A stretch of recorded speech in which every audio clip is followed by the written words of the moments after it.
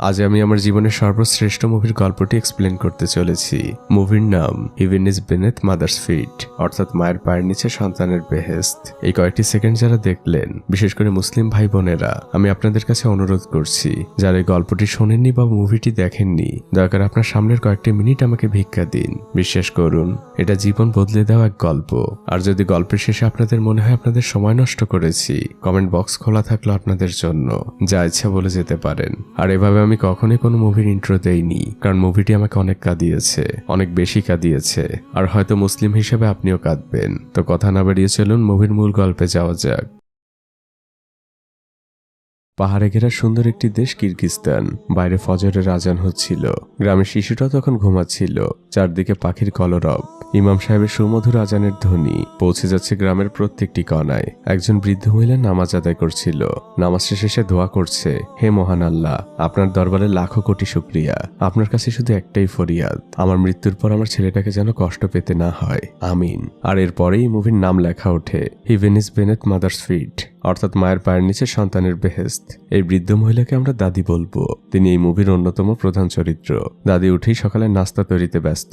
সে তার ছেলেকে ডাক দেয়, বলে, আদিল ওঠো। ভোরে ওঠা মানুষদের আল্লাহ সাহায্য করেন। এরপর দাদি আসেন তার ছেলের কাছে। তারপর সে তার ছেলের মাথায় হাত বুলিয়ে দিতে দিতে বলেন, তুই কত লাকি, আল্লাহ তোকে কত ভালোবাসে, তুই সরাসরি জান্নাতে যাবি। আদিল বলে, মা আমি সত্যি জান্নাতে যাব? আদিলের মা বলে, হ্যাঁ। আদিল তখন বলে, মা তুমি জান্নাতে যাবে না? আদিলের মায়ের মুখটা চুপসে যায়। তিনি ধীর গলায় বলেন, আল্লাহ ভালো জানেন। আদিল তখন অভিমান করে বলে, মা আমি তোমাকে ছাড়া জান্নাতে যেয়ে কি করব? তুমি জান্নাতে না গেলে আমিও যাব না। আদিলের মা বলে, বোকা ছেলে, চল তোর জন্য রুটি বানিয়েছি। আদিল খুশি মনে যেয়ে নাস্তা করতে বসে। তখন বাইরে থেকে একটি ছেলে আদিলকে খেলার জন্য ডাক দেয়। এই ছেলেটির নাম সামির। সে আদিলের বেস্ট ফ্রেন্ড। সামিরের মন খারাপ। দাদি জিজ্ঞেস করে, তুমি সকালে নাস্তা করেছো?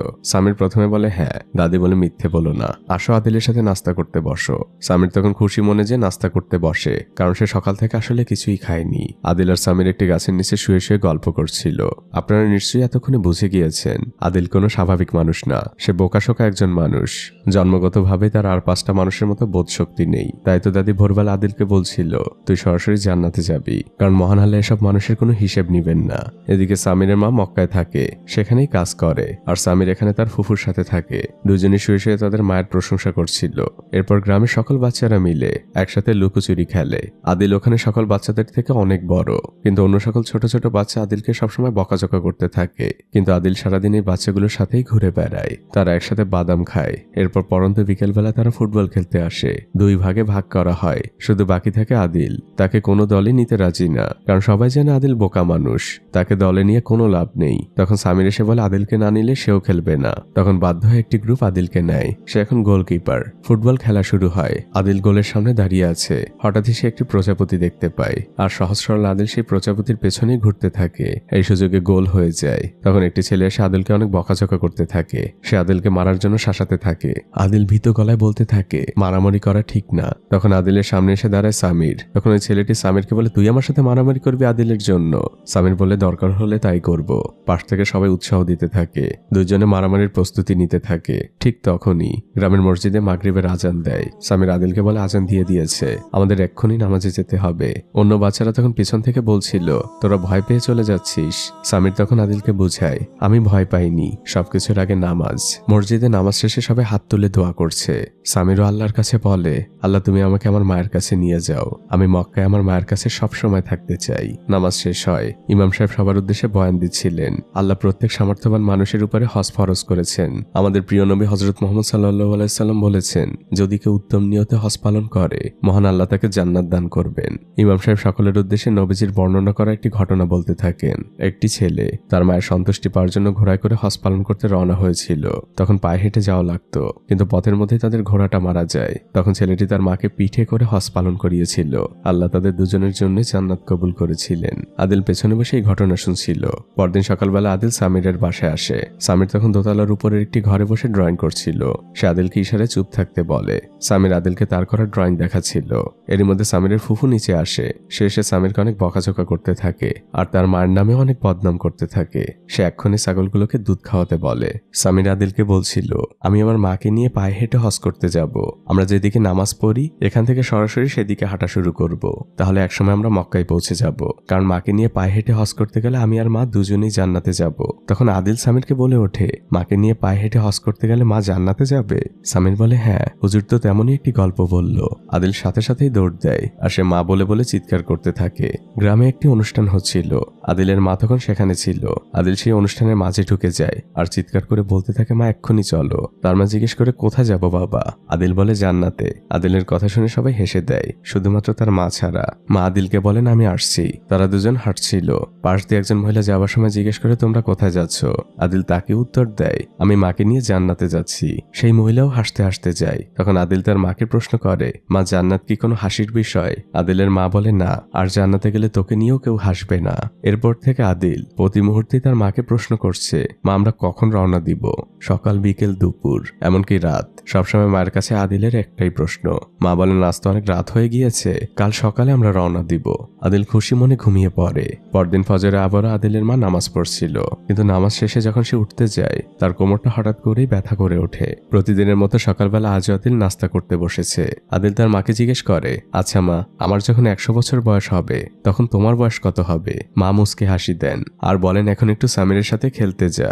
আদিল দৌড়ে বাসা থেকে বের হয়। সে সামিরের বাসার দিকে যাচ্ছে, কিন্তু আমরা তখন দেখতে পাই সামিরের সকল মালামাল একটি গাড়িতে ওঠানো হচ্ছে। আদিল সামিরকে ডাক দেয়। সামির গাড়ি থেকে নেমে আদিলকে এসে জড়িয়ে ধরে আর বলে, আমার মা আমাকে মক্কায় নিয়ে যাচ্ছে। আদিল আর সামির দুজনের মনটাই হঠাৎ করেই খারাপ হয়ে যায়। সামির তখন আদিলের হাতে একটি সাদা কাগজ দেয় আর বলে, আমাকে এখন যেতে হবে। সামিরদের গাড়ি ছেড়ে দেয় আর সে চিৎকার করে বলে, আমি আমার মায়ের সাথে মক্কায় যাচ্ছি, তুইও তোর মাকে নিয়ে মক্কায় আয়, সেখানে আমাদের দেখা হবে। সামির চলে যায়। আদিল সে সাদা কাগজটা খোলে। সেখানে সামিরের রাখা একটি ছবি। সামিরের মাকে আর আদিলের মাকে পায়ে হেঁটে নিয়ে হজ করতে যাচ্ছে। আদিল এবার দৌড় দেয় বাসার দিকে আর মা বলে বলে চিৎকার করতে থাকে। এদিকে আদিলের মা তার বোনকে বলছে, আজ সকালে শরীরটা অনেক খারাপ হয়ে গিয়েছিল, আমি বুঝতে পারছি আমার হাতে আর খুব বেশি সময় নেই। আমি মারা যাবার পরে আমার ছেলেটাকে দেখে রাখিস, অনেক সহজ সরল, মনটা একদম পরিষ্কার। আজ সকালে তো আমাকে বলছে আমাকে নিয়ে পায়ে হেঁটে হজ করতে যাবে, তাতে নাকি আমাকে জান্নাতে নিয়ে যেতে পারবে। তখন সামিরার মায়ের বোন বলে, তুমি আমার থেকে অনেক বেশি দিন বাঁচবে, আমাকে দাফন করে তারপর তোমার মুক্তি। এর মধ্যে আদিল চলে আসে আর সে তার মাকে বলে, মা চলো রওনা দেই। আদিলের মা তখন অভিনয় করে বলে, আমার কাছে তো কোনো ব্যাগ নেই, ব্যাগ ছাড়া কিভাবে যাব? আদিলের খালার কাছেও জিজ্ঞেস করে, সে অভিনয় করে বলে, আমার কাছেও তো কোনো ব্যাগ নেই। আদিল বলতে থাকে ব্যাগ। সে সাথে সাথে দৌড় দেয় আর স্টোর রুম থেকে একটি বস্তা খুঁজে নিয়ে আসে আর বলে, মা এবার চলো, ব্যাগ ম্যানেজ হয়ে গিয়েছে। তখন আদিলের মা বলে, বাবা আমার পাটা অনেক ফোলা, এখন তো হাঁটতে পারবো না, পা ফোলাটা একটু কমুক তারপর যাব। আদিল তখন আবারও চিন্তা করতে থাকে। সে দৌড়ে চলে যায় প্রতিবেশীর বাড়িতে। সেখানে যে সে একটি ঠেলাগাড়ি নিতে থাকে। এটা ছিল সেই ছেলেটির বাড়ি যে সবসময় আদিলকে বকাঝকা করে। সে বলতে থাকে, আদিল তুই আমাদের ঠেলাগাড়িতে হাত দিবি না, তোকে আমি মেরে ফেলবো। আদিলের এদিকে কোনো খেয়াল নেই। তখন এই ছেলেটির মা বের হয়ে তার ছেলেকে বকাঝকা করতে থাকে, তোকে কতদিন বলেছি আদিলকে কিচ্ছু বলবি না, ও তো ঠেলাগাড়িটি নিয়ে যাচ্ছে, নষ্ট তো আর করছে না, ও আবার দিয়ে যাবে। আদিল ঠেলাগাড়ি নিয়ে চলে যায়। এবার আদিলের মায়ের মাথায় হাত। সে বলে, বাবা সবই তো ম্যানেজ হলো, কিন্তু হজে যেতে হলে আমাদের অনেক টাকার প্রয়োজন, কমপক্ষে 2 লাখ টাকা, কারণ পথে আমাদের অনেক খরচ রয়েছে। আদিল এবারও চিন্তায় পড়ে যায়। সহজ সরল ছেলেটি আবারও দৌড়াতে থাকে। সে তার চাচার কাছে এসেছে আর বলে, চাচা আমাদের ভেড়ার বাচ্চাটা তো তোমার কাছে, সেটা আমাকে একটু দাও। চাচা বলেন, ঠিক আছে। তিনি যে বড় একটি ভেড়া আদিলের হাতে দেয়। আদিল সেটি নিয়ে হাঁটতে থাকে। তখন আদিলের চাচি বলে, ওদের তো অনেক ছোট একটি ভেড়ার বাচ্চা ছিল আর সেটাও মারা গিয়েছে অনেক আগে। আদিলের চাচা বলে, ওর মনটা আমি ভাঙতে পারবো না, তাই ওকে বড় একটি ভেড়াই দিয়ে দিলাম। এটা স্থানীয় বাজার, এখানে সবাই তাদের পণ্য বিক্রি করতে আসে। আদিল তার ভেড়াটি নিয়ে চিৎকার করে ডাকছে, আমার ভেড়ার মূল্য 2 লাখ টাকা। আশপাশে থাকা সবাই হাসাহাসি করছে, কারণ একটা সামান্য ভেড়ার মূল্য 2 লাখ টাকা। সবাই ফোনে ভিডিও করছে আর তাকে টিটকেরি করছে। কেউ বলছে আমার ঘোড়ার সাথে বদল করবে, কেউ বলে 1,80,000 দেই। আদিল বলে, না, আমার ভেড়ার মূল্য 2 লাখ টাকা। দূর থেকে একটি লোক এই বিষয়টি খেয়াল করছে। অন্য একটি ছেলে মোবাইলে ভিডিও করতে করতে বলে, তাহলে 2,50,000 টাকা দেই, তোমার ভেড়াটা আমাকে দাও। আদিল বলে, না, আমার ভেড়ার মূল্য 2 লাখ টাকা, আমি 2 লাখ টাকাই বিক্রি করব। লোকটির কাছে বিষয়টা অদ্ভুত লাগে। সে আদিলের কাছে আসে আর জিজ্ঞেস করে, তুমি এই ভেড়াটি কেন 2 লাখ টাকা বিক্রি করতে চাও? আদিল বলে, আমি আমার মাকে নিয়ে জান্নাতে যাব, মক্কায় যাব, সেখানে যেতে আমার 2 লাখ টাকার প্রয়োজন। তখন আশপাশে থাকা সবার মুখটা চুপসে যায়। লোকটি তার গাড়িতে করে আদিলকে নিয়ে তার বাসায় আসে।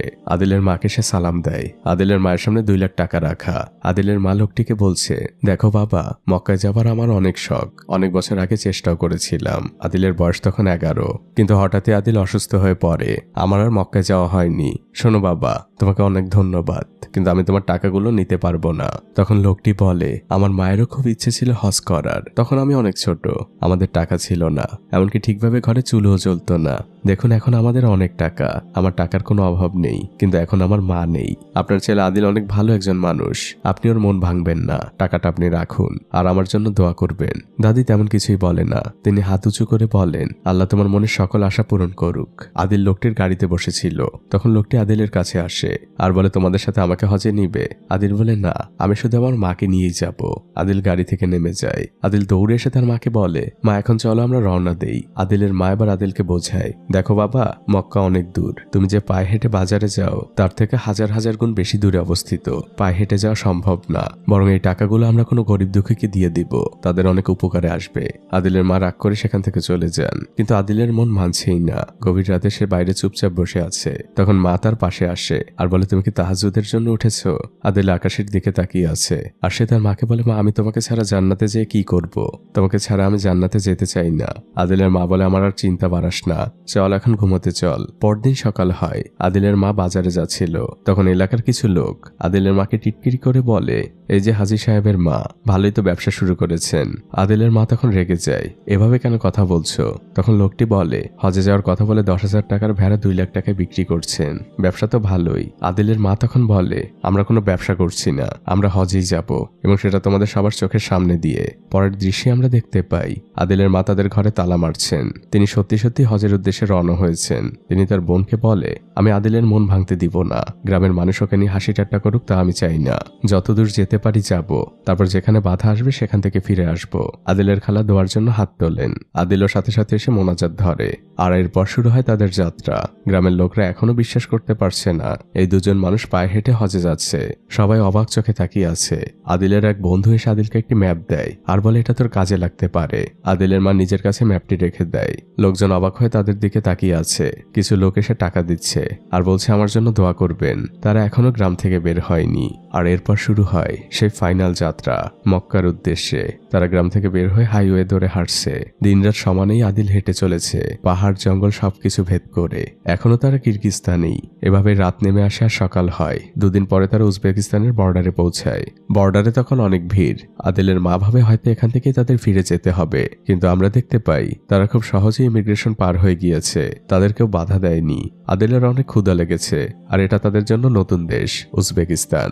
আদিল আর তার মা একটি রেস্তোরাঁয় খেতে বসেছে। আদিলের মা আদিলের জন্য উজবেক পোলাও অর্ডার করে আর নিজের জন্য শুধুমাত্র 1 কাপ চা। তিনি টাকা বাঁচিয়ে চলতে চাচ্ছেন। আদিল খুব তৃপ্তি নিয়ে পোলাওগুলো খায়। তারপর তারা আবারও পথ চলতে শুরু করে। উজবেকিস্তানের সুন্দর সুন্দর মসজিদের সামনে দিয়ে চলছে তারা। সুন্দর সাজানো গোছানো একটি শহর। পথের মধ্যেই তারা মাঝে মাঝে রুটি কিনে খাচ্ছে। তখন এক রুটির দোকানদার বলে, আপনাদের কাছে তো কিরগিস্তানের টাকা, কিন্তু এখানে তো উজবেকিস্তানের টাকা চলে, আপনি ব্যাংক থেকেই টাকাগুলো পরিবর্তন করে নিন। আদিলের মা আদিলকে একটি রাস্তার পাশে থামায় আর বলে, আমি কিছু টাকা ভাঙিয়ে নিয়ে আসি, তুমি এখানেই আমার জন্য অপেক্ষা করো। আদিলের মায়ের টাকার বান্ডিলটা পাশে দাঁড়িয়ে থাকা একজন লোক দেখে ফেলে। আদিলের মা সেখান থেকে চলে গেলে লোকটা আদিলের কাছে আসে আর সে আদিলকে বলতে থাকে, আমার মেয়ে অনেক অসুস্থ, আপনি দয়া করে আমাকে সাহায্য করুন। আদিল বলে, আপনার সাহায্য লাগবে? কেমন সাহায্য? লোকটি বলে, টাকা পয়সা লাগবে, তার চিকিৎসার জন্য অনেক টাকা লাগবে। আদিল বলে, টাকা আছে তো? টাকা আছে। আদিল টাকার বান্ডিলটি বের করে আর লোকটির হাতে দিয়ে বলে, এখানে টাকা আছে। লোকটি আদিলকে ধন্যবাদ বলে। আমরা বুঝতে পারি লোকটি তো প্রতারক। সে আদিলকে বলে, আপনি এখানে অপেক্ষা করুন, আমি ফিরে আসবো। এটা বলে লোকটি সেখান থেকে চলে যায়। কিছুক্ষণের মধ্যে আদিলের মা একটি রুটি নিয়ে ফিরে আসে। আদিল রুটিটি খাচ্ছিল আর তার মা ঠেলাগাড়িতে টাকাগুলো খুঁজছিলেন। তিনি আদিলকে জিজ্ঞেস করেন, টাকাগুলো কোথায়? আদিল বলে, টাকাগুলো তো আমি চাচাকে দিয়ে দিয়েছি, তার মেয়ে অসুস্থ, তার টাকাগুলো লাগবে। আদিলের মা বলে, এটা তুই কি করেছিস? কোন চাচা? নিশ্চয়ই প্রতারকের হাতে পড়েছিস। আদিল বলে, চাচা বলেছে ফিরে আসবে। আদিলের মা বলে, মিথ্যে বলেছে, কেউ ফিরে আসবে না। আদিল বলে, মা মিথ্যে বলা তো মহাপাপ, চাচা মিথ্যে কেন বলবে? আদিলের মা তখন আক্ষেপ নিয়ে বলে, আমি মারা যাওয়ার পরে তুই যে কি করবি? মানুষ তো তোকে শুধু ঠকাবে। আদিল বলে, মা ঠকানো কি জিনিস? আদিল বলে, মা দেখো চাচা আসবে, দুপুর গড়িয়ে সন্ধে হয়ে গিয়েছে। আদিল এখনো সেই লোকটির জন্য অপেক্ষা করছে। তার মা একসময় বলে, দেখ কেউ আসবে না, আমাদের ফিরে যেতে হবে, টাকা ছাড়া বর্তমান দুনিয়ায় কিছুই চলে না। তখনই মাগরিবের আজান দেয়। আদিলের মা নামাজ পড়ছিলেন, তার পাশে অন্য একজন মহিলা কাঁদছিল আর আল্লাহর কাছে দোয়া করছিল আর আল্লাহকে বারবার শুকরিয়া জানাচ্ছিল। নামাজ শেষে আদিলের মা মেয়েটিকে জিজ্ঞেস করে, কি হয়েছে মা? মেয়েটি বলে, আল্লাহ আমার অনেক বড় একটি সমস্যার সমাধান করে দিয়েছেন, তাই তার কাছে শুকরিয়া জানাচ্ছি। এরপর তারা দুজন কথা বলতে থাকে। আদিলের মা জানায় তারা হজ করতে যাচ্ছে, তাও আবার পায়ে হেঁটে। দৃশ্য পরিবর্তন হয়। আমরা একটি অসুস্থ বাচ্চাকে দেখি, যার দাদি বলছে, আমরা তোমাকে কালই উন্নত চিকিৎসার জন্য নিয়ে যাব, দেখো তুমি ঠিক হয়ে যাবে। এরই মধ্যে সেই লোকটি ঘরে প্রবেশ করে, যে লোকটি আদিলের কাছ থেকে টাকা নিয়েছিল। শেষে তার বাবাকে বলে, আমি ওই লোকটিকে খুঁজে পাইনি। তার হাতে একটি খাবারের থলে। তখন ওই লোকটির বাবা বলে, আমরা ওই ভালো মানুষটির কোনো প্রতিদান দিতে পারলাম না। এরই মধ্যে সেই মেয়েটি ঢোকে। শেষে বলে, আমার একজনের সাথে কথা হলো, তারা পায়ে হেঁটে হজে যাচ্ছে। যদি আমরা ওই লোকটিকে না পাই, আমরা এই খাবারগুলো এদেরকে দিতে পারি। বিষয়টি আপনারা নিশ্চয়ই বুঝতে পেরেছেন। ওই লোকটির মেয়ে আসলে অসুস্থ ছিল, টাকাগুলো তার ভীষণ প্রয়োজন ছিল। সেই টাকাগুলো আদিল দিয়েছিল। আর এই লোকটি সত্যি সত্যি খাবার নিয়ে আদিলের কাছে গিয়েছিল, কিন্তু সে আদিলকে পায়নি। তখন ওই লোকটির বাবা বলে, খাবারগুলো আমি নিজ হাতে ওনাদেরকে দিব। তিনি খাবার নিয়ে বের হন। আসলে রিজিক এমনই, যার জন্য যেটা বরাদ্দ সেটা যেভাবেই হোক না কেন তার কাছেই যাবে। উজবেক পোলাও খেয়ে দাদি অনেক ধন্যবাদ জানান। খাবারটা খুবই সুস্বাদু ছিল। লোকটি বলে, আপনারা তো পায়ে হেঁটে হজে যাচ্ছেন, তা কোন পথ দিয়ে যাচ্ছেন? আদিলের মা বলে, আমরা তুর্কিমেনিস্তানের বর্ডার হয়ে যাব। লোকটি বলে, আমিও সাইকেল চালিয়ে হজ করেছি, কিন্তু এভাবে গেলে পথ কম হতে পারে। কিন্তু তুর্কিমেনিস্তানের জন্য আলাদা ভিসার প্রয়োজন আর অনেক টাকারও, আর সেই সাথে অনেক সময়। আপনারা এক কাজ করুন, আপনারা কাস্পিয়ান সাগর পাড়ি দিন ফেরিতে করে, তারপর তুর্কি হয়ে সিরিয়ায় পৌঁছাবেন। পথ একটু বেশি হলেও এভাবেই আপনারা যেতে পারবেন। তখন আদিলের মা হতাশ হয়ে বলে, কতদূর যেতে পারবো জানি না, এমনি আমরা আমাদের টাকাগুলো হারিয়ে ফেলেছি, হয়তো ফিরে যেতে হবে। তখন লোকটি বলে, দেখুন, যদি আপনার মধ্যে কনফিউশন থাকে, যদি আল্লাহর উপর কম ভরসা থাকে, তাহলে ফিরে যান। আর যদি মনে করেন আল্লাহ রাস্তায় পা বাড়িয়েছি, আপনার ইচ্ছাশক্তি যদি দৃঢ় হয়, তাহলে দেখবেন প্রতিটা পদক্ষেপে আল্লাহ আপনাকে সাহায্য করবে। আপনি ভোরবেলা ফজরের নামাজ পড়ে আল্লাহর নাম নিয়ে বেরিয়ে পড়ুন। দৃশ্য পরিবর্তন হয়। আদিলের মা প্রতিজ্ঞা করেছে, সে যেভাবেই হোক না কেন হজে যাবেই। ফজরের নামাজ শেষে সে দুহাত তুলে আল্লাহর দরবারে দোয়া করছে, হে মহান রব, আপনি আমার পথের সকল বাধাকে সহজ করে দিন, আমাকে প্রতি মুহূর্তে সাহায্য করুন। দোয়া শেষে তিনি আদিলকে ডেকে ওঠান আর বলেন, চল। আদিল বলে, মা কোথায় যাব? মা বলেন, হজ করতে। তারা দুজন আবারও আল্লাহর নাম নিয়ে বেরিয়ে পড়ে। তারা পায়ে হেঁটে হজে যাচ্ছে। এটা যারাই জানতে পারছিল, পথের মধ্যে সবাই তাদের সাহায্য করছিল। কেউ খাবার দিয়ে, কেউ থাকার জায়গা দিয়ে, যে যেভাবে পারছিল তাদেরকে সাহায্য করছিল। কেউ খাওয়াচ্ছিল তাদের গাছের আঙুর। প্রত্যেকটা মানুষ তাদের এই হজ যাত্রায় সামিল হচ্ছিল। এমন করতে করতে তারা পৌঁছে যায় আরো একটি বর্ডারে। এখানে আমরা গাড়ির মধ্যে দুজন লোককে দেখতে পাই। তাদের মতিগতি কোনোভাবেই ভালো মনে হচ্ছিল না। পাশে একজন লোক তরমুজ বিক্রি করছিল। আদিলরা সেই দোকানের সামনে দিয়ে যাচ্ছিল। দাদি কিছুটা সামনে ছিল। তখন দোকানদার আদিলকে জিজ্ঞেস করে, এখানে অনেক মিষ্টি তরমুজ পাওয়া যায়, তুমি কি তরমুজ নিবে? আদিল মাথা নেড়ে উত্তর দেয়, হ্যাঁ নিব। লোকটি তখন বড় একটি তরমুজ আদিলের ঠেলা গাড়িতে উঠিয়ে দেয়। তখন আদিল সেখান থেকে চলে যেতে চায়। লোকটি আদিলকে ধমক দিয়ে বলে, শুধু তরমুজ নিয়ে গেলে হবে, টাকা দিবে না? আদিল বলে, আমার কাছে তো টাকা নেই। লোকটি তখন তার সময় নষ্ট করার জন্য আদিলকে অনেক বকাঝকা করতে থাকে। আদিলের মা এসে তখন লোকটিকে সরি বলে। এরপর তারা দুজন বর্ডারের দিকে আগাচ্ছিল। তখন গাড়ির মধ্যে থাকা সেই দুজন লোক আসে আর টেপ দিয়ে মোড়ানো দুটো তরমুজ দিয়ে বলে, আমার শাশুড়ি বর্ডারের ওপারেই থাকে, সে অনেক অসুস্থ, তরমুজ খেতে চেয়েছে, আপনারা কি দয়া করে এই দুটো তরমুজ আপনাদের সাথে করে নিয়ে যাবেন? লোকটি তার সহকারীকে দিয়ে সেই দোকান থেকে আরো বড় একটি তরমুজও নিয়ে আসে। এটা আদিলের জন্য উপহার স্বরূপ। কিন্তু সেই তরমুজের দোকানদার বুঝতে পারে বিষয়টি কি। সে সাথে সাথে সেখানে আসে আর আদিলের মাকে ডাকতে থাকে। সেই লোকটি তখন তরমুজের দোকানদারকে বলে, কাজটা ভালো হচ্ছে না। তখন সেই দোকানদার এই লোকটিকে বলে, আমি আমার চোখের সামনে কাউকে বিপদে পড়তে দেখতে পারি না। লোকটি আদিল আর তার মাকে তার দোকানের সামনে নিয়ে আসে আর সে তাদের কাছ থেকে সবকিছু শোনে। লোকটি খুবই লজ্জিত। সে বলতে থাকে, আমি বুঝতে পারিনি যে আপনারা হজে যাচ্ছেন। আমি আদিলের সাথে খারাপ ব্যবহার করেছি। আসলে বুঝতেই পারছেন, এগুলো বিক্রি করে আমার সংসার চলে। আদিলের মা বলে, কোনো ব্যাপার না, তোমার তরমুজ অনেক মিষ্টি, আর তাছাড়া মহানবী বলেছেন তরমুজ তো জান্নাতি ফল। লোকটি বলে, তো আপনি খুব ভালো একটি কথা বলেছেন, এটা তো আমি এখন সবাইকে বলতেও পারবো। খাওয়া শেষে আদিলের মা হাত তুলে দোয়া করতে থাকেন। আদিলও সাথে সাথে হাত তোলে। এরপরে তারা একদম বর্ডারের কাছে চলে আসে। তখন একজন লোক হাতে একটি আগুন নির্বাপক নিয়ে সেখানে আসে আর সে আদিলদের অনুরোধ করতে থাকে এটি বর্ডারের ওপাশে নিয়ে যাওয়ার জন্য, কারণ এটি তার লাগবে না। ওপাশের একজন তাকে এটি দিয়ে উপকার করেছে। আদিলের মা নিতে রাজি হয় না, কারণ সেই তরমুজ বিক্রেতা তাকে বলেছিল এভাবে মাদক পাচার হয়। আদিলের মা ইমিগ্রেশনে যান আর তিনি ইমিগ্রেশন কমপ্লিট করেন। কিন্তু যখনই তিনি ঠেলাগাড়ির দিকে তাকান, দেখা যায় আদিল সেই অগ্নি নির্বাপকটি তার সাথে করে নিয়েছে। আদিলের মা আদিলকে অনেক বকাঝকা করতে থাকেন, কিন্তু সামনেই গার্ড ছিল, তাই তিনি জোরেও তেমন কিছু বলতে পারছেন না। আদিলের মা ভয় পাচ্ছেন। গার্ড তাদের থামতে বলে। এরই মধ্যে দেখা যায় পাশে অন্য একজন স্মাগলারকে ধরা হয়েছে। তখন গার্ড সেদিকে দৌড় দেয় আর আদিলদের যেতে বলে। এ যাত্রায় আদিলরা বেঁচে যায়। আদিলের মা নিরাপদ স্থানে যে আদিলকে বলে এটা এখন ফেলে দে, এর মধ্যে মাদক থাকে। আদিল বলে না, লোকটি আমাকে দিয়েছে মা, আমাকে এটা ঠিকানায় পৌঁছে দিতে হবে। আর এভাবেই তারা পৌঁছে যায় নতুন একটি দেশ কাজাকিস্তানে। ইসলামিক ইতিহাসে ভরপুর একটি দেশ, চারদিকে সুন্দর সুন্দর স্থাপনা, চোখ জুড়িয়ে যাওয়ার মতো সুন্দর সুন্দর মসজিদ। আদিল তার মাকে নিয়ে সেই শহরের মধ্যে দিয়ে হাঁটছিল আর তারা শহরের বড় একটি 5 স্টার হোটেলে পৌঁছায়, কারণ ওই অগ্নি নির্বাপকের গায়ে এই ঠিকানায় লেখা ছিল। আদিল তো না ফেরত দিয়ে যাবে না। আদিলের মা হোটেলের মালিকের কাছেই ওটা বুঝিয়ে দিবেন, অন্য কারো হাতে দিবেন না। আদিল বাইরে অপেক্ষা করছিল। তাদের ঠেলা গাড়িটা ভিআইপি পার্কিং এ রাখা ছিল। তখন হোটেলের মালিক সেখানে আসে। তার সেক্রেটারি আদিলকে বকাঝকা করতে থাকে যে এখানে কেন তুমি তোমার ঠেলা রেখেছো, এটা পার্সোনাল পার্কিং এর জায়গা। এর মধ্যে আদিলের মা সেখানে চলে আসে। হোটেলের মালিকও গাড়ি থেকে নামে আর তার সেক্রেটারিকে থামতে বলে। আদিলের মা বলে, আপনি এই হোটেলের মালিক, আপনার সাথে আমার কথা আছে, আপনার একটা জিনিস আমার কাছে রয়েছে। আদিলের মা দেখিয়ে দেয়। মালিক বুঝতে পারে এই মানুষগুলো অনেক সহজ সরল। তিনি আদিলের মায়ের কাছ থেকে পুরো বিষয়টি জানতে পারেন। আর পরবর্তী দৃশ্যে আমরা দেখতে পাই হোটেলের মালিক আদিল আর আদিলের মাকে বিশেষ আতিথেয়তায় পুরো হোটেল ঘুরিয়ে দেখাচ্ছেন। তার স্পিড বোটে করে ঘুরছিল। হোটেলের মালিক আদিলের মাকে জিজ্ঞেস করছেন ওর মাথায় হজের বিষয়টি কিভাবে আসলো। আদিলের মা তখন বলেন, ইমানি শিক্ষা কখনো মানুষের কাছ থেকে আসে না, ইমান আল্লাহর পক্ষ থেকে আসে। এটা এমনি এমনিই হয়ে যায়। আর আমি ওকে ছোটবেলা থেকে হালাল খাবার খাইয়ে বড় করেছি। লোকটি তখন দীর্ঘশ্বাস ফেলে আর আনমনেই বলতে থাকে, সারা জীবন টাকার পিছনে ছুটে বেরিয়েছি, এখন আমি 1000 কোটি টাকার মালিক, কিন্তু দিন শেষে আমি বড্ড একা। সারাদিন কষ্ট শেষে বাসায় যখন ঢুকি, ছেলেমেয়েরা তাদের নিজেদের মতো করে ব্যস্ত আর আমার ওয়াইফ তার মতো করে ব্যস্ত। কোনো অভাব নেই। আমরা একসাথে সবাই মিলে লাস্ট কবে কথা বলেছি তাও জানি না। আর নামাজ হজ এ নিয়ে তাদের তেমন কোনো আগ্রহও নেই। আর দেখুন আপনি কত ভাগ্যবান, আপনার সন্তান আপনাকে হজ করানোর জন্য পায়ে হেঁটে নিয়ে যাচ্ছে। আদিলের মা তখন বলেন, মানুষ এমনই, কেউ দুনিয়া বেছে নেয় আর কেউ আখেরাত, তবে তোমার জন্য আমার দোয়া থাকবে বাবা। তখন হোটেলের মালিক বলে, আমি আপনাদের কিভাবে সাহায্য করতে পারি? আমি আপনাদের জন্য যে কোনো কিছু করতে রাজি। একটা রাত এখানে থেকে যান, পুরো শহর ঘুরে দেখাবো আপনাদের। সব থেকে দামি রুমে আপনাদের জন্য থাকার ব্যবস্থা করা হয়েছে।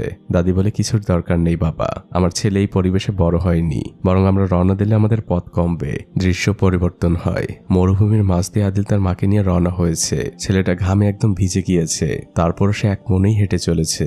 দুজনেরই প্রচন্ড পানির পিপাসা লেগেছে, কিন্তু যেহেতু মরুভূমির মাঝের পথ, আশপাশে পানি খাওয়ার কোনো ব্যবস্থা নেই। হঠাৎই তারা দূরে একটি ছোট ঘর দেখতে পায়। তারা সাথে সাথে সেদিকে রওনা হয়, কিন্তু কাছে যেয়ে দেখা যায় সেখানে কোনো মানুষের চিহ্ন নেই। দুজনই প্রচন্ড ক্লান্ত। মার ছেলে একজন আরেকজনের কাঁধে ভর দিয়ে ঘুমিয়ে পড়ে। এভাবে কেটে যায় অনেকগুলো সময়। হঠাৎই আদিলের মা একটি ট্রাকের শব্দ শুনতে পায়। তাদের সামনের রাস্তায় একটি ট্রাক দাঁড়ানো। সে সাথে সাথে আদিলকে ডেকে ওঠায় আর বলে, দৌড়ে যা আর তার কাছে যে সাহায্য চা। আদিল সাথে সাথে ঘুম থেকে উঠে দৌড় দেয়, কিন্তু আদিল পৌঁছানোর আগে ট্রাকটি সেখান থেকে চলে যায়। আদিল এসে রাস্তায় চিৎকার করে ডাকতে থাকে। তখন আমরা দূরে দেখতে পাই ট্রাকটি ব্রেক করেছে।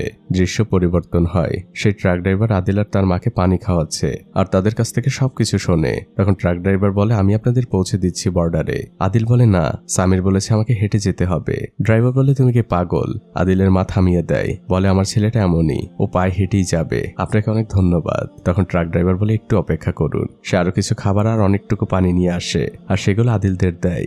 আদিল আর তার মা শুক্রিয়া জানায়। ট্রাকটি চলে যায় আর সেই ট্রাক ড্রাইভার সামনে থাকা সকল ট্রাককে ওয়্যারলেসে জানিয়ে দেয়, এমন দুজন মার ছেলে যারা পায়ে হেঁটে হজে যাচ্ছে তাদের সবাই সাহায্য করবে। আদিল আর তার মায়ের অবস্থানও জানিয়ে দেয়। আর পথের মধ্যে এক একজন তাদের এক একভাবে সাহায্য করছিল। এভাবে দিন গড়িয়ে সন্ধে হয়ে যায়। একজন ট্রাক ড্রাইভার প্রায় আদিলদের সাথে অ্যাক্সিডেন্ট হতে যাচ্ছিল। কোনো মতে সে ব্রেক করে। তারপর সে আদিলদের ঠেলাগাড়িতে নতুন একটি ইমার্জেন্সি বাতি লাগিয়ে দেয়। আদিল ড্রাইভার সেই বাতি জেলে চলতে থাকে। এভাবে মধ্যরাত হয়ে যায়। মরুভূমির পাশেরই একটি জায়গায় মার ছেলে ঘুমিয়ে পড়েছে, কিন্তু রাতের বেলা সেখানে নেকড়ে আসে। আদিলের মা অনেক ভয় পেয়ে যান। তিনি আদিলকে ঘুম থেকে ওঠান। অন্যদিকে আমরা আরেকটি ট্রাক ড্রাইভারকে দেখতে পাই। সে ঘুমে ঝিমাচ্ছিল, কিন্তু হঠাৎই মরুভূমির মাঝে সে একটি ইমার্জেন্সি লাইট দেখে। সে তার গাড়ি থামায় আর তার দেখা দেখে আরো দুটি ট্রাক। তারা ওই ঠেলাগাড়ির চারপাশে খুঁজছে, কিন্তু কাউকেই দেখতে পাচ্ছে না। শুধুমাত্র একটি পড়ে থাকা জুতো দেখতে পায়। আর এরা সবাই আদিল আর তার মায়ের কথা জানে যে তারা পায়ে হেঁটে হজ করতে যাচ্ছে। তারা চারপাশে খুঁজতে থাকে। তাদের নিজেদের কাছেও ভয় লাগছিল। হঠাৎই একটি লোকের উপরে নেকড়ে আক্রমণ করে বসে আর একদম শেষ মুহূর্তে সে অগ্নি নির্বাপক যন্ত্র দিয়ে আদিল আর তার মা নেকড়েটিকে সরিয়ে দেয়। সবাই ট্রাকের কাছে চলে আসে আর গল্প করতে থাকে। ওই ট্রাক ড্রাইভার তার ভাইকে কল দেয়, কারণ তার ভাইয়ের ট্রাকটি মক্কায় যাবে। সে তার ভাইকে বোঝাতে থাকে। তারপর সে সবার কাছে ফিরে আসে আর দাদিকে চায় না আপনাদের একটি ব্যবস্থা হয়ে গিয়েছে, আপনাদের আর কষ্ট করে যেতে হবে না, আমার ভাই আপনাদের ট্রাকে করে কালকে মদিনায় নিয়ে যাবে। তখন আদিলের মা বলে, তোমাকে ধন্যবাদ বাবা, কিন্তু আমাকে নিয়ে পায়ে হেঁটেই যাবে, ও রাজি হবে না, তোমরা আমাদের জন্য অনেক কষ্ট করেছো। আদিল তখন তার মায়ের ঠেলা গাড়িটি ওঠায় আর আবার সে হাঁটতে শুরু করে। আর আমরা তখন দেখতে পাই সেই ট্রাক ড্রাইভার আদিলদের একদম পিছু পিছু যাচ্ছে, তাদের আলো জেলে পথ দেখাচ্ছে। আর সে তার কোম্পানিতেও ফোন করে জানায় তার পৌঁছাতে একদিন বেশি লেট হবে। সে আর কোনো রিপ্লাই শোনে না, সে তার ওয়াকি টকিটি বন্ধ করে রেখে দেয়। এভাবে পুরো রাত আদিলদের পেছনে পেছনেই সে ট্রাক চালাচ্ছিল। এভাবে ভোর হয়ে যায়। তখন কাস্পিয়ান সাগরে থাকা ফেরি থেকে কল আসে, সেখানে ট্রাক ড্রাইভার আগেই ফোন করে রেখেছিল। সেখান থেকে জানানো হয় সর্বশেষ ফেরি ছাড়তে আর মাত্র 30 মিনিট বাকি, এর মধ্যেই পৌঁছতে হবে। ট্রাক ড্রাইভার তখন গাড়ি থামিয়ে নিচে নামে আর আদিলের মাকে বলে, আমাদের হাতে মাত্র 30 মিনিট সময় আছে, কিন্তু এই সময়ের মধ্যে আমাদের এখনো প্রায় 6 কিলোমিটার যেতে হবে, এই পথটুকু অন্তত ট্রাকে চলুন। আদিলের মা বলেও রাজি হবে না। তখন ড্রাইভার কিছু না ভেবেই ওই ঠেলা গাড়িটি ধাক্কা দিতে থাকে। তারা সবাই মিলে ফেরি ধরার জন্য দৌড়াচ্ছে। একসময় তারা পোর্টে পৌঁছে যায়। তখন রাত নেমে এসেছে। ড্রাইভার আদিলের মাকে জিজ্ঞেস করে, একটি জিনিস বুঝলাম না, ট্রাকে মদিনায় যাওয়া যাবে না, কিন্তু জাহাজে ওঠা যাবে। আদিলের মা বলে, চুপ করো, আদিল শুনতে পারলে আবার নতুন করে ঝামেলা পাকাবে। একজন লোক আগে থেকে অপেক্ষা করছিল। তিনি আদিলের মাকে বলেন সবকিছু দ্রুত করতে হবে। আদিলরা একটি জাহাজে উঠেছে। সেই লোকটি আদিলদের একটি রুম দেখিয়ে দেয় আর আদিলের মাকে বুঝিয়ে বলে, আপনারা এক মুহূর্তের জন্যই রুম থেকে বের হবেন না, আমাদের ক্যাপ্টেন খুব খারাপ মানুষ, তিনি জানতে পারলে অনেক ঝামেলা হবে, একদম চুপচাপ এই রুমের মধ্যে বসে থাকবেন। আদিলের মা বলে, ঠিক আছে। দৃশ্য পরিবর্তন হয়। আদিলের মা নামাজ পড়ছিল। তখন দরজায় কেউ কড়া নাড়ে। আদিল দরজা খুলতে যায়, কিন্তু তখনই তার মা দোয়া করতে শুরু করে। আর দোয়া শেষে সে আদিলকে বলে, বাবা দরজা খোলা যাবে না, তোমার আঙ্কেল আমাদের নিষেধ করেছে। আদিল বলে, মা আমি সমুদ্র দেখিনি, আমি সমুদ্র দেখতে চাই। আদিলের মা বলেন, পরে দেখো। এটা বলে তিনি ঘুমিয়ে যান। আর যখন তার ঘুম ভাঙে সে আশপাশে আদিলকে দেখতে পায় না। এদিকে আমরা দেখতে পাই আদিল সে ক্যাপ্টেনের সাথেই দাঁড়িয়ে আছে। ক্যাপ্টেন অনেক ড্রিঙ্কস করেছে, তাই সে মাতাল। সে আদিলের সাথে অনেক গল্প করছে। এর মধ্যে আদিলের মা পেছন থেকে সে ফিস ফিস করে ডাকতে থাকে, আদিল এদিকে আয়। সে ক্যাপ্টেন জানতে পারলে আমাদের কপালে দুর্ভোগ আছে। ক্যাপ্টেন তখন আদিলের মাকে ডাক দেয় আর আদিলকে বলে, এই হচ্ছে তোমার মা, আপনারা প্লিজ এখানে থাকুন। আদিলের মা বলে, না এখানে থাকা যাবে না, এই জাহাজের ক্যাপ্টেন খুব খারাপ মানুষ, তিনি জানতে পারলে অনেক বকাঝকা করবেন। এর মধ্যে সেই লোকটি চলে আসে আর সে ক্যাপ্টেনকে শান্ত করার চেষ্টা করে। আদিলের মা বলে, আমরা এখান থেকে যাই, ক্যাপ্টেন তো অনেক খারাপ মানুষ, তিনি দেখলে বাবা তোমার ঝামেলা হবে। তখন লোকটি বলে, ইনি হচ্ছেন ক্যাপ্টেন, আর আপনারা এখানে দাঁড়িয়ে থাকুন, কোনো প্রবলেম হবে না। লোকটি ক্যাপ্টেনকে নিয়ে যায়। আর পরের দৃশ্যে দেখা যায় সে আদিল আর তার মাকে অনেক খাবার দিয়েছে, এগুলো ক্যাপ্টেনই পাঠিয়েছে। আদিলের মা বলেন, উনি তো এখন নেশাগ্রস্ত, সকালে আমাদের দেখলে তো অনেক বকাঝকা করবেন। তখন লোকটি বলে, ক্যাপ্টেন অনেক রাগী মানুষ, কিন্তু মনের দিক থেকে অনেক ভালো, ওনার কাল সকালে কিছুই মনে থাকবে না। এভাবে ভোর হয়ে যায়। জাহাজ প্রায় তুর্কির কাছাকাছি পৌঁছে গিয়েছে। ক্যাপ্টেন জাহাজ ফেরানোর জন্য প্রস্তুতি নিচ্ছেন। আদিলের মা আদিলকে ঘুম থেকে ওঠায় আর বলে, বাবা আমরা পৌঁছে গিয়েছি, আমাদের এখনই নামতে হবে। সেই লোকটি আদিলদের গোপনে জাহাজ থেকে নামায়। ক্যাপ্টেনের কিছুই মনে নেই। আর এভাবে আদিলরা পৌঁছে যায় নতুন এক দেশ তুর্কিতে। চারদিকে উঁচু উঁচু দালানে ঘেরা একটি দেশ। আদিল তার মাকে নিয়ে একটি পার্কের মধ্যে দিয়ে হাঁটছিল। তার পাশ থেকে একটি বাচ্চা দৌড়াচ্ছিল। আদিলও তাকে অনুসরণ করছিল। পথের মধ্যে আদিলের মা আদিলকে থামতে বলে যে আমার শরীরটা ভালো লাগছে না, আমি একটু হাত মুখটা ধুয়ে নেই। এদিকে আদিল তখন দূর আকাশে একটি ফায়ার বেলুন দেখতে পায়। সে তার পেছনেই ছুটতে থাকে। এদিকে আদিলের মা তখন বলে, বাবা আমার হাতটা একটু ধর। ততক্ষণে আদিল চলে গিয়েছে অনেক দূরে। আদিলের মা পানিতে পড়ে যান। আশপাশের মানুষ তাকে ধরে নিয়ে হসপিটালে চলে যায়। এদিকে আদিল পথ হারিয়ে ফেলেছে। সে শহরের এদিকে ওদিকে ঘুরতে থাকে, কিন্তু সে সেই পার্কটি খুঁজে পাচ্ছে না। কিন্তু অনেকটা খোঁজাখুঁজির পর সে সেই পার্কে পৌঁছায়। আর পৌঁছানো মাত্রই সে চিনতে পারে পার্কটি। সে সাথে সাথে দৌড়ে চলে যায় তার ঠেলাগাড়ির কাছে, যেখানে সর্বশেষ তার মাকে দেখেছিল। কিন্তু আশপাশে কোথাও তার মা নেই। আদিল তখন পানির মধ্যে তার মায়ের হাতের আংটিটি দেখতে পায়। সে সাথে সাথে নেমে পানি থেকে আংটিটি ওঠায়। আদিলের দিকে আশপাশে সবাই তাকিয়েছিল। পরের দৃশ্যেই দেখা যায় একজন পুলিশ সদস্য আদিলের মায়ের খবর নিচ্ছে। তখন ওপাশ থেকে জানানো হয় তাকে সরকারি হসপিটালের মর্গে রাখা হয়েছে। পুলিশ অফিসারের মুখটা চুপসে যায়। তিনি এই কথা কিভাবে আদিলকে বলবেন যে তার মা মারা গিয়েছে। পুলিশ অফিসার তার গাড়িতে করে আদিলকে নিয়ে সে হসপিটালের সামনে আসে। আর সে সেই মর্গের দরজা দিয়ে টোকা দিতে থাকে। একজন ডক্টর তখন বের হয়। তিনি তার সহকারীকে ডাক দেন। তখন সে ভদ্রমহিলা এসে জানায় ওনার মা তো মারা যায়নি, উনি স্ট্রোক করেছিলেন। উপরে কেবিনে ভর্তি আছে, মারা গিয়েছে অন্য একজন মহিলা। পুলিশ অফিসারের সাথে সাথে আমিও স্বস্তির নিঃশ্বাস ফেলি। আদিলের মায়ের জ্ঞান ফিরে এসেছে। আদিল তার রুমে ঢোকে। মা তখন আদিলকে বলে, তুই কোথায় গিয়েছিলি? তোকে না কতবার বলেছি অচেনা শহরে আমাকে ছেড়ে কোথাও যাবি না। আদিল লজ্জা পাচ্ছে। আদিলের মা তখন আদিলকে পাশে বসতে বলে আর বলে, বাবা আমার তোকে কিছু কথা বলার আছে, আমি অনেক বড় একটি পাপ করেছি। আদিল তখন বলে, মা পাপ করা তো খুব খারাপ কাজ, আল্লাহ তো পাপ করতে নিষেধ করেছে। আদিলের মার কথা আগান না। তিনি বলেন, বাবা ঠেলা গাড়ি থেকে আমার গরম কাপড়গুলো নিয়ে আয়। আদিল সেদিকেই যায়। পরের দৃশ্যে দেখা যায় আদিলের মা রেডি হচ্ছেন। তখন ডক্টর সেখানে আসে আর বলে, আপনি এটা কি করছেন? আপনি এখনই যেতে পারবেন না। তখন আদিলের মা ডক্টরকে বলে, দেখুন আমি বুঝতে পারছি, আপনিও জানেন আমিও জানি আমার হাতে সময় খুবই কম রয়েছে, আপনি আমাকে প্লিজ বাধা দিবেন না। আমার ছেলের জন্য হলেও আমাকে চেষ্টা করতে হবে। তারা আবারও রওনা হয়ে যায়। বড় রাস্তা ধরে তারা এগোচ্ছে। জঙ্গল পাহাড় অনেক পথ পাড়ি দিচ্ছে। দিন গড়িয়ে রাত, আবার রাত শেষে দিন হয়, কিন্তু আদিলের চলা এক মুহূর্তের জন্য থেমে থাকে না। এদিকে আমরা একটি শুটিং ইউনিটকে দেখতে পাই। তুর্কির একটি সিনেমার শুটিং হচ্ছিল, কিন্তু সেখানে নতুন ইন্টার্ন করতে আসা অ্যাসিস্ট্যান্ট খুবই উদ্বিগ্ন, কারণ এই মুভির নায়ক এখনো আসেনি। সে তার উপরের কর্মকর্তাকে জানায়। সে ইন্টার্নকে অনেক বকাঝকা করতে থাকে। তারপর সে তার উপরের কর্মকর্তাকে জানায়। এভাবে একজন থেকে আরেকজন। সবারই শেষমেশ একটি কথা, 1 ঘন্টার মধ্যে একজন অভিনেতাকে খুঁজে বের করতেই হবে, নাহলে সকলের চাকরি শেষ। সবাই চিন্তায় পড়ে যায়। মুভির অন্যান্য দৃশ্যে শুটিং চলছিল। হঠাৎই তার মাঝে ঢুকে যায় আদিল আর তার মা। শুটিং এর লোকজন তাদের সরিয়ে দেয়। আর পরবর্তী দৃশ্যে আমরা দেখতে পাই সেই ইন্টার্ন আর তার বস, তারা দুজন মিলে আদিল আর তার মায়ের সাথে কথা বলছে। তারা তাদের খাবারও খেতে দিয়েছে। আর পাশে বসে থাকা একজন ট্রান্সলেটরের মাধ্যমে তারা জেনে নিয়েছে সবকিছু। তখন শুটিং এর লোক আদিলের মাকে রিকোয়েস্ট করতে থাকে আদিল যেন তাদের এই মুভিতে একটু অভিনয় করে দেয়, এটা তাদের জন্য অনেক উপকার হবে। কিন্তু আদিল রাজি হয় না। তখন ট্রান্সলেটর আদিলের মাকে বুঝিয়ে বলে। আদিলের মা বলে, আমি আমার ছেলেকে বোঝাচ্ছি। আদিলের মা তার ছেলেকে বোঝায় মানুষ সাহায্য চাইলে তাকে সাহায্য করতে হয়। শুরু হয় মূল মুভির সেই শুটিং। আদিল সেই মুভিতে অভিনয় করছে। আর তার চরিত্রটাও ছিল এমন, অন্য একটি রাজ্যের রাজা যে কিনা বোমার আঘাতে মানসিক স্মৃতি হারিয়ে ফেলেছে। আর আদিল তো ন্যাচারালি এমন। তার অভিনয় দেখে পরিচালকও কেঁদে দেয়। কিন্তু পরিচালক এখনো জানে না যে আদিল আসলে এমনই। সে সবার অনেক প্রশংসা করতে থাকে যে এমন অভিনেতা সে লাইফে কখনো দেখেনি। শুটিং শেষে আবারও আদিলদের খেতে দেওয়া হয়। সেই অ্যাসিস্ট্যান্ট আদিলের মাকে রিকোয়েস্ট করছে, আপনারা এখানে থেকে যান, ভালো ভালো অভিনয়ের ব্যবস্থা করে দিব, অনেক টাকাও পাবেন আপনারা, আর ভালো ভালো থাকার জায়গাও পাবেন। আদিলের মা বলে, বাবা আমরা হজের জন্য বেরিয়েছি, আর ওটাই আমাদের শেষ গন্তব্য। তখন সেই অ্যাসিস্ট্যান্ট বলে, আমার ভাই ইস্তাম্বুলের একজন ইমাম, আমি তাকে ফোন করে বলে দিব আপনারা যাওয়ার পথে সে আপনাদের অবশ্যই সাহায্য করবে। আদিলের মা শুকরিয়া জানায় আর ছেলেটির জন্য দোয়া করে। আর আদিল তো সবসময় কেউ দোয়া করলে সাথে সাথেই হাত তোলে। দৃশ্য পরিবর্তন হয়। আদিলরা রওনা হয়ে গিয়েছে ইস্তাম্বুলের উদ্দেশ্যে। তারা পৌঁছে যায় মসজিদের শহর ইস্তাম্বুলে, যেখানে হায়া সোফিয়া অবস্থিত। সমুদ্রের পাশে বসে আছে মা আর ছেলে। আল্লাহর অপরূপ এই সৌন্দর্যে তাদের চোখ যেন জুড়িয়ে যাচ্ছে। রাতের বেলা তারা সেই ইমামের সাথে দেখা করে। তিনি হাতে আরবিতে একটি চিঠি লিখে দেন আর আদিলের মায়ের হাতে দিয়ে বলে, সিরিয়ায় এখন যুদ্ধ চলছে, সেখানে খুবই বিপজ্জনক। ওরা আমার কিংবা আপনার ভাষা বোঝে না। ওদেরকে এই চিঠিটি দেখাবেন, হয়তো আপনাদের উপকারে আসলেও আসতে পারে। আদিলের মা ধন্যবাদ দেয়। আর এরপর তারা বেরিয়ে পড়ে সিরিয়ার বর্ডারের উদ্দেশ্যে। সিরিয়া থেকে বেশিরভাগ মানুষই তুর্কিতে ঢুকছিল। শুধুমাত্র আদিল আর তার মা সেদিকে যাচ্ছে। একজন গার্ড তাদেরকে চেকপোস্টে থামায়। সে তাদের পাসপোর্ট চেক করছে। তারপর সে তার ভাষায় আদিলের মাকে বলছে, আপনাদের তো ভিসা নেই আর ট্রানজিট পাসও নেই। আদিলের মা তো বুঝতে পারে না। সে মাথা নেড়ে বলে ধন্যবাদ। আদিল ভেতরে ঢোকার জন্য হাঁটা দেয়। তখন গার্ড তাকে চিৎকার করে থামতে বলে। সে বন্দুক তাক করে আছে। আদিলের মা তখন সেই চিঠিটি খুঁজছিল। গার্ড উদ্বিগ্ন হয়ে পড়ে। সে বলে, হাত উঁচু করুন, না হলে এক্ষুনি গুলি করে দিব। আদিলের মা তখন হাত উঁচু করে। তার হাতে কোরআন শরীফ আর সেই চিঠিটি। পরের দৃশ্যে দেখা যায় আদিলদের সিরিয়া ঢোকার অনুমতি দেওয়া হচ্ছে। সেই গার্ড সবকিছু জানার পরে খুব নমনীয়ভাবে আদিলের মাকে বলছে, আমার ব্যবহারের জন্য আমাকে ক্ষমা করবেন।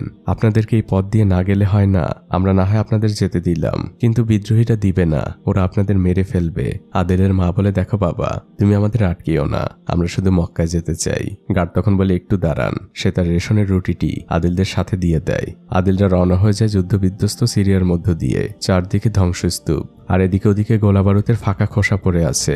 মানুষের সেখানে কোনো চিহ্ন নেই। তারা কয়েকটি সিরিয়ার গ্রামের মধ্যে দিয়েও যায়। সেখানের স্থানীয় মানুষরাও তাদের সাহায্য করে, রাতের বেলা থাকার জায়গা দেয়। পথের মধ্যে অনেক চেকপোস্ট পার হয় তারা। সিরিয়ার সৈনিকরা তাদের সাথে ছবি তোলে আর বলে, আমাদের দেশটা এমন ছিল না, আপনারা মক্কায় যে আমাদের জন্য দোয়া করবেন। তারা স্মৃতি হিসেবে একটি ছবি আদিল আর তার মাকে দিয়ে দেয় আর দেখিয়ে দেয় এর পরের পথটা কিভাবে পাড়ি দিতে হবে। এভাবে তারা পথ চলতে থাকে। মরুভূমির মধ্যে দিয়ে যাচ্ছে তারা। বাইরে ঝড় উঠেছে। এরই মধ্যে ছোট একটি কুটির দেখতে পায়। সেখানে মিটমিট করে আলো জ্বলছে। সামনে বসে থাকা লোকটি তাদের দেখে চিৎকার করে, বলে এখানে কেন এসেছেন? এখানে কিচ্ছু নেই, এখানে কেউ নেই। আদিলের মা তখন তার হাতের চিঠিটি উঁচু করে ধরে আর লোকটিকে সালাম দেয়। তারপর দৃশ্য চলে আসে সেই লোকটির ঘরের ভেতরে। লোকটি আদিল আর তার মায়ের জন্য চা বানিয়েছে। আদিলের মায়ের কাছে চিনি ছিল। লোকটি সেগুলোকে একদম হীরার মতো করে স্পর্শ করে আর বলতে থাকে, লাস্ট কবে চিনি দিয়ে চা খেয়েছি আমার মনে নেই। লোকটি আদিলদের সকল কথা শুনছিল। ঠিক তখনই আমরা দেখতে পাই দেয়ালের ওপাশ থেকে কেউ এদিকে লক্ষ্য রাখছে। আমরা একটি চোখ দেখতে পাই, যে চোখটি শুধুমাত্র ওখানে বসে থাকা লোকটিই দেখে। লোকটি ইশারায় আদিলদের ঘুমিয়ে পড়তে বলে। ঠিক ভোরবেলায় লোকটি তাড়াহুড়া করে আদিলদের ঘুম থেকে ওঠায় আর বলে, আপনারা আমার সাথে আসুন। আদিলদের নিয়ে সে একটি গোপন কক্ষে যায় আর বলে, এখানে আমার ছেলে লুকিয়ে আছে, আপনারা একদমই শব্দ করবেন না। গতকাল যে চোখটি দেখছিলেন সেটি ছিল এই লোকেরই ছেলের। বিদ্রোহীরা তার ছেলেকে যুদ্ধে নিতে চায়। বাইরে বিদ্রোহীদের সাথে লোকটির বাকবিতণ্ডা চলছিল, কিন্তু এক পর্যায়ে গুলির শব্দ শোনা যায়। সেই লোকটিকে মেরে ফেলেছে। তখন তার ছেলে সেখান থেকে বের হয়। সে তার বাবার মৃতদেহের কাছে গেলে তাকেও মেরে ফেলা হয়। আর তারপর দেখা যায় তার আদিল আর তার মাকে বন্দি করে সেখান থেকে নিয়ে যাচ্ছে। বিদ্রোহীরা বুন উল্লাস করছে। তাদের গাড়িগুলো আস্তানায় ফিরে আসে। আদিলের মা বিদ্রোহী প্রধানকে বোঝানোর চেষ্টা করছে তারা মক্কায় হজ করতে যাচ্ছে। সেই চিঠিটিও দেখায়। তখন অন্য একজন সদস্য আদিলদের পাসপোর্টটি প্রধানের হাতে দেয় আর সেই পাসপোর্টের মধ্যে ছিল সরকারি বাহিনীর সাথে তোলা সেই স্মৃতিময় ছবি, যেটা দেখে বিদ্রোহীরা সন্দেহ করে নিশ্চয়ই এরা গুপ্তচর। আর এরপরে শুরু হয় এক অমানবিক নির্যাতন। সহজ সরল মানুষ আদিল, সে তো কিছুই জানে না, কিন্তু তাকে একের পর এক জেরা করা হচ্ছিল। একজন মহিলা তাদের পাশে ট্রান্সলেট করে দিচ্ছিল, কিন্তু আদিল তো কিছুই বলতে পারছে না। সে শুধু বলে, আমি আমার মার কাছে যাব। আমার মা কোথায়? আদিলকে অনেক মারা হচ্ছিল। আদিল বারবারই বলছিল, চাচা আমি কি করেছি? আমাকে কেন মারছেন? আদিল পানি খেতে চায়, কিন্তু তার সামনে পানি নিয়ে আসা হয় ঠিকই, কিন্তু পানি আর খেতে দেওয়া হয় না। রক্তাক্ত করে ফেলা হয় আদিলকে। সেই দৃশ্য দেখার মতো না। আদিল আর তার মাকে পাশাপাশি একটি জেলে বন্দি রাখা হয়েছে। মা আদিলের হাতটা শক্ত করে চেপে ধরেছেন। তিনি বারবারই পড়ছেন, লা ইলাহা ইল্লাল্লাহু মুহাম্মাদুর রাসূলুল্লাহ সাল্লাল্লাহু আলাইহি ওয়াসাল্লাম। আদিল তার মাকে জিজ্ঞেস করছে, মা চাচারা আমাকে কেন মারছে? আমি কি করেছি? এরই মধ্যে সেই ট্রান্সলেটর মেয়েটি আসে। সে এসে আদিলের মাকে বলে, আমি কিছু খাবার নিয়ে এসেছি। আদিলের মা বলে, আমাকে দেওয়ার দরকার নেই, তুমি শুধু আমার ছেলেটাকে একটু খেতে দাও, ওকে ওরা অনেক মেরেছে। সেই মেয়েটি আদিলের মাকে বলে, আমি শুনেছি ওরা আপনাদের ছেড়ে দিবে, আপনারা কালিমুক্ত হয়ে যাচ্ছেন। এই চিঠিটা আপনার কাছে রাখুন, আমার পরিবারের কাছে পৌঁছে দিবেন আর তাদের বলবেন আমি ভালো আছি আর যত তাড়াতাড়ি সম্ভব আমি এখান থেকে পালাবো, আমাকে নিয়ে চিন্তা না করতে। মেয়েটি সেখান থেকে চলে যায়। আদিলের মা শুধু জিজ্ঞেস করে, তোমার নাম কি? মেয়েটি নাম বলার আগেই সেখানে গার্ড চলে আসে। পরের দৃশ্যেই দেখা যায় সেই বিদ্রোহীরা আদিলের জন্য অনেক ভালো ভালো খাবারের আয়োজন করেছে, কিন্তু আদিলের মা খুবই রেগে আছেন। তিনি ওখানের কোনো খাবার স্পর্শ করেন না। বিদ্রোহী ট্রান্সলেটরের মাধ্যমে ক্ষমা চায় আর আদিলের মায়ের উদ্দেশ্যে বলে, আমরা আদিলকে নতুন পোশাক পরিয়ে এখান থেকে মুক্ত করব। পরের দৃশ্যে তাই দেখা যায়। আদিলকে একটি কালো চাদরে মোড়ানো হয়েছে আর ওই ট্রান্সলেটরের মাধ্যমে সে বলে, আমি আপনাদের কাছে ক্ষমা চাচ্ছি। কিন্তু আদিলের মা এখনো রেগে আছেন, কারণ তার সন্তানের শরীরে এখনো কত শত আঘাতের চিহ্ন। এরপরেই তারা তাদের ঠেলাগাড়ি নিয়ে রওনা হয়ে যায় বর্ডারের দিকে। মরুভূমির পথ দিয়ে তারা চেকপোস্টের দিকে আগাচ্ছিল, কিন্তু সেই বিদ্রোহী প্রধান দূরবীন দিয়ে তাদের উপরে লক্ষ্য রাখছিল। আর আমরা বুঝতে পারি এখানে অনেক বড় একটি ঝামেলা হয়েছে। আদিলের পুরো শরীরে আসলে বোম জড়ানো ছিল, তাকে কোনো নর্মাল কাপড় পরানো হয়নি। বিদ্রোহী প্রধান শুধু অপেক্ষা করছে কখন সরকারি সৈনিকরা আদিলের কাছে আসবে আর সে ফোনের বাটনটা টিপে দিবে। সৈনিকরা আদিলের কাছে আসে আর ঠিক তখনই সেই মেয়েটি বিদ্রোহী প্রধানের হাত থেকে ফোন নিয়ে সেখান থেকে দৌড় দেয়। মেয়েটি পালানোর চেষ্টা করে, কিন্তু তাকে পেছন থেকে গুলি করা হয় আর শেষ মুহূর্তে সে ফোনটিকে কুয়োর মধ্যে ফেলে দেয়। এদিকে সৈনিকরা আদিলের চাদর উঁচু করতে বলে। দাদি তো কোরআন শরীফ আর সেই চিঠিটি হাতে উঁচু করেই আছেন, কিন্তু তিনি এখনো জানেন না তার ছেলের শরীরে আসলে কি বাধা রয়েছে। তিনি নিজেই আদিলের চাদর উঁচু করতে যান আর ঠিক তখনই বুঝে যান অনেক বড় বিপদ অপেক্ষা করছে তাদের জন্য। আদিলের শরীরে বোম দেখে সৈনিকরা পিছে চলে যায়। কেউ কেউ বলতে থাকে গুলি করে দেই, একজন নিষেধ করে। তারা ওয়াকিটকিতে কমান্ডারের সাথে যোগাযোগ করে। কমান্ডার জানে নিরাপদ দূরত্বে থাকো আর তাদেরকে ওখানেই বসে থাকতে বলো। আমাদের ইউনিটের বোম স্কোয়াডকে খবর দাও। কিন্তু সেই বোম বিশেষজ্ঞ এখন বাইরে রয়েছে। সবাই তার ফিরে আসার জন্য অপেক্ষা করছে। এদিকে আদিল তার মাকে বারবারই বলছে, মা আমি একটু পানি খাবো, আমার অনেক পিপাসা পেয়েছে। কিন্তু মার ছেলে সেখান থেকে নড়ার একটুও সুযোগ নেই। সৈনিকরাও মার ছেলের কথা শুনছিল। একজন বলে ওদের একটু পানি দেই, কিন্তু তারা ভয়ও পাচ্ছে। তারা কমান্ডারের কাছ থেকে পারমিশন নেয়। কমান্ডার বলে দূর থেকে তাদের পানি দাও। তখন একজন সৈনিক একটি পানির বোতল ছুঁড়ে মারে। এভাবেই অপেক্ষা চলতে থাকে। কিছুক্ষণ পরে সেই বোম বিশেষজ্ঞ ইউনিটে ফিরে আসে। সে এসে প্রস্তুতি নিচ্ছে। সর্বপ্রথমে সে নামাজ পড়ে নেয়, কারণ সেভাবে এটাই হয়তো তার জীবনের শেষ নামাজ। এভাবেই শুরু হয় প্রস্তুতি। ভারী ড্রেস পরে সে আর ধীরে ধীরে ধীরে আদিলদের কাছে যায়। প্রথমে সে আদিলের বোমাটা পর্যবেক্ষণ করে, তারপর সে আবার ফিরে আসে আর কমান্ডারকে জানায় এই বোমাটি নিষ্ক্রিয় করা সম্ভব না, এর একটাই উপায়, ওটাকে খুব সাবধানে শরীর থেকে খুলতে হবে, আর তাতে বিস্ফোরণের সম্ভাবনা 70 ভাগ। আমাদের হাতে সম্ভাবনা খুবই কম, শুধু একটাই আশা, আমরা আদিলের মাকে বলতে পারি, তিনি যদি আমাদের সাহায্য করেন। আদিলের মা তো এক কথায় রাজি। তাকে শিকল কাটার জন্য অনেকগুলো ব্লেড দেওয়া হয়েছে, তাদের সামনে একটি ওয়াকিটকি রাখা, সেখানে সেই অফিসার নির্দেশনা দিচ্ছেন আর আদিলের মা ধীরভাবে কেটেই চলেছেন। বিকেল গড়িয়ে সন্ধ্যা, সন্ধ্যা গড়িয়ে রাত, আদিলের মা এখনো কেটে চলেছেন। ইউনিটের সবাই ওয়াকিটকিতে তাদের উৎসাহ যোগাচ্ছে। আদিলের মা এক মনে কাজ করেই চলেছেন। একসময় তিনি শেকলটি কেটে ফেলেন আর এক স্বস্তি ভরা কণ্ঠে জানান, আমি শেকলটি কেটে ফেলেছি। এবার সেই বোম বিশেষজ্ঞ নির্দেশনা দিতে থাকে, আপনি খুব ধীরে ধীরে ওটাকে খুলুন, একদমই তাড়াহুড়া করবেন না, খুব সাবধানে। আদিলের মা তাই করছিল। খুব সাবধানে তিনি ওই ড্রেসটি খোলেন আর পাশেই রেখে দেন। এবার বিশেষজ্ঞ নির্দেশ দেয়, আপনারা দৌড়ে এখন এখানে আসুন। আদিলের মা আর আদিল দৌড় দেয়, কিন্তু পরক্ষণেই আদিল ফিরে আসে। সে তার সেই ঠেলা গাড়িটি নিতে ভুলে গিয়েছিল। ইউনিটে থাকা প্রত্যেকটি সদস্য উল্লাস করছে, তারা যেন এক যুদ্ধে বিজয়ী হয়েছে। কমান্ডার আদিলদের অনেক আতিথেয়তা করছেন। তিনি তো আদিলদের ভাষা বোঝেন না, তাই তিনি ফোনে তার এক বন্ধুর সাহায্য নিয়েছেন। আদিলদের সাথে তিনি ওভাবেই কথা বলছেন। তিনি এতক্ষণে জানতে পেরেছেন আদিলরা মক্কায় যাচ্ছে হজ করতে, কিন্তু তিনি তার বন্ধুর মাধ্যমে জানায় এখান থেকে সামনে যাওয়া পসিবল না, তাদেরকে এখান থেকেই ফিরে যেতে হবে। আদিলের মা অনেক রিকোয়েস্ট করে, কিন্তু কমান্ডার জানায় সামনে মাইন বেছানো জমি, মৃত্যু অপেক্ষা করছে সবার জন্য, আমি পারমিশন দিব না, এটা আমার অর্ডার। মন খারাপ করে আদিল আর আদিলের মা ঘুমিয়ে পড়ে। কমান্ডারও ঘুমাচ্ছিলেন। হঠাৎই সৈনিকদের ডাকে কমান্ডারের ঘুম ভেঙে যায়। সবাই কাঁটাতারের কাছে এসেছে। কমান্ডার দ্রুত একটি দূরবীন নেয় আর আমরা সেই দূরবীনের মধ্যে দিয়ে দেখতে পাই মাইন বেছানো মাঠের মধ্যে দিয়ে মার ছেলে ছুটে চলেছে। কমান্ডারের হাত কাঁপছে, সে বারবারই পড়ছে লা ইলাহা ইল্লাল্লাহু মুহাম্মাদুর রাসূলুল্লাহ। এক মনেই সে পড়ে যাচ্ছে। আর অন্যদিকে আমরা দেখতে পাই চাকায় বেঁধে বেঁধে একের পর এক মাইন বিস্ফোরণ হচ্ছে। কোনোভাবে তারা কাটিয়ে যাচ্ছে। আদিলের মা মাথা নিচু করে আছেন। আদিল সামনের দিকে ছুটে চলেছে। ওখানে দাঁড়িয়ে থাকা প্রত্যেকটি সৈনিক দোয়া করছে, কিন্তু একসময় সবকিছু নিস্তব্ধ হয়ে যায়। কমান্ডারের চোখ পানিতে ছলছল করছিল, তার হাতগুলো শীতল হয়ে গিয়েছে। তিনি মন খারাপ করে সেখান থেকে চলেই যাচ্ছিলেন। তখন একজন সৈনিক বলে, স্যার ওই দিকে দেখুন। তিনি আবারও দূরবীনে চোখ রাখেন। মার ছেলে দুজনে হাত নেড়ে বিদায় জানাচ্ছে আর কৃতজ্ঞতা জানাচ্ছে। তারা বর্ডার পার হয়ে গিয়েছে। সবাই এক স্বস্তির নিঃশ্বাস ফেলে আর আল্লাহু আকবার বলে চিৎকার করে ওঠে। এরপর শুরু হয় মার ছেলের আবারও ছুটে চলা। তারা মরুভূমির মধ্য দিয়ে মক্কার দিকে আগাচ্ছে। অনেক পথ পাড়ি দেয় তারা। আর ফাইনালি সেই স্বপ্নের শহর, সেই পবিত্র শহর যার জন্য এত কষ্ট, তারা মক্কায় পৌঁছে যায়। দাদি মিটিমিটি করে তার চোখ দুটো খোলেন। এজন্য চোখের জন্য এক অন্যরকম শান্তি। নিজের চোখেই যেন তিনি বিশ্বাস করছেন না। তারা পৌঁছে গিয়েছে কাবা ঘরের একদম কাছাকাছি। আর একটি গলির মধ্যে হঠাৎই আদিল বলে ওঠে, দেখো মা ওই যে চাচা। আর আমরা তখন দেখতে পাই সেই লোকটিও হজ করতে এসেছে, যে তাদের 2 লাখ টাকা দিয়ে সাহায্য করেছিল। তিনি আদিলদের বলেন, আমি তো আমার চোখকে বিশ্বাসই করতে পারছি না। আপনারা পায়ে হেঁটে পৌঁছে গিয়েছেন মক্কায়, এজন্য এক স্বপ্ন। এখন থেকে আপনাদের আর কোনো চিন্তা নেই। আল্লাহর রহমতে এখন আমি আপনাদের সকল খেয়াল রাখবো। আপনারা আমার সাথেই থাকবেন। আর পরবর্তী দৃশ্যে আমরা দেখতে পাই হজের কার্যক্রম শুরু হয়ে গিয়েছে। লক্ষ লক্ষ হাজির সাথে আদিল আর তার মাও এহরামের কাপড় জড়িয়ে হেঁটে চলেছেন কাবার দিকে। চারদিকে মহান আল্লাহর গুণগান। শুরু হয় আদিল আর তার মায়ের হজ পালনের শুরু। কিন্তু হঠাৎই আদিলের মা অসুস্থ হয়ে পড়েন। তাকে হসপিটালে নেওয়া হয়। বিশেষ কেয়ার নেওয়া হচ্ছে তার। সেই লোকটি তখন আদিলের মায়ের কাছে আসে। আদিলের মা তখন ধীর গলায় জিজ্ঞেস করেন, আরাফার ময়দানে না গেলে তো আমার হজ কবুল হবে না। লোকটি মাথা নেড়ে উত্তর দেয়, হ্যাঁ। আদিলের মা বলে, আমাকে আরাফার ময়দানে যেতেই হবে। লোকটি বলে, আমি ব্যবস্থা করছি। 2 জন নার্স আপনার সাথে দেওয়া হবে। আর পরবর্তী দৃশ্যে আসে চোখের এক অন্যরকম শান্তি। 2 জন নার্স সহ আদিল আর তার মা পৌঁছে গিয়েছে আরাফার পাহাড়ের উপরে। দাদির সাথে সাথেই বসে পড়েন আর আকাশের দিকে 2 হাত উঁচু করে ধরেন।